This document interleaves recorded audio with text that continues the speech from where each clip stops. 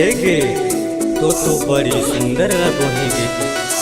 चल आओ न कहियो हमर गाँव गे, तोरा पटना के गोलघर घुमेबो।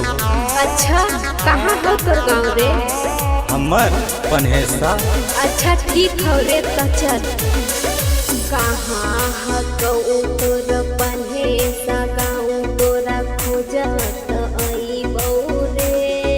हे रे कहाँ हो तोर पनहेसा गाँव, तोरा खोजत अइबौ रे बौ रे।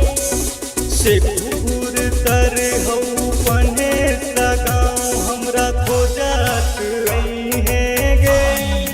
हेगे शेखपुर तर हौ पनहेसा गाँव, हमरा खोजत अइहेगे।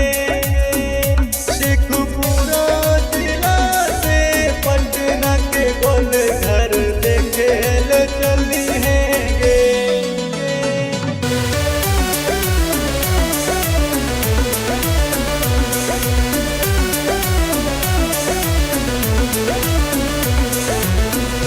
शेखपुर हौ जिला शेखपुरा, पनहेसा हौ हमर गाँव गे।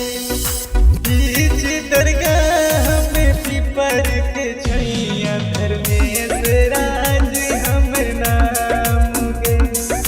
बीच दरगाह में पीपर के छैया, धर्मेश राज हमर नाम गे।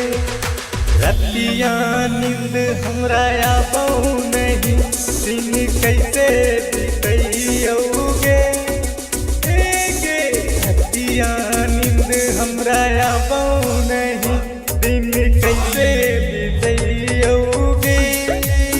शेखपुरा जिला से पटना के गोलघर घुमेल चलिहेगे।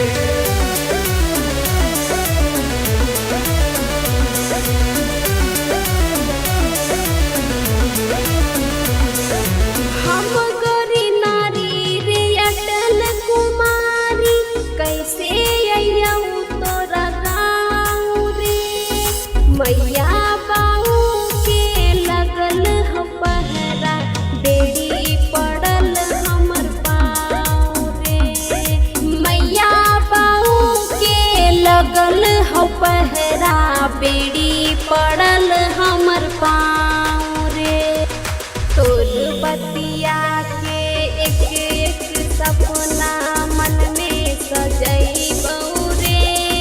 हे रे तोर बतिया के एक एक सपना मन में सजैबौ रे। शेखपुरा जिला से पटना के गोलघर मिले ले अइबौ रे।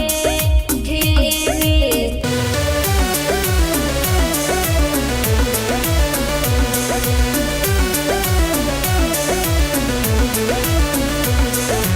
संजोगे हमर प्रेम के रानी, हम तोर प्रेम दीवाना गे। मिलतौ नहीं अब ऐसन समैया, फोकट मत गमाना गे। मिलतौ नहीं अब ऐसन समैया, फोकट मत गमाना गे। मन बगिया के फूल चिड़ैया उड़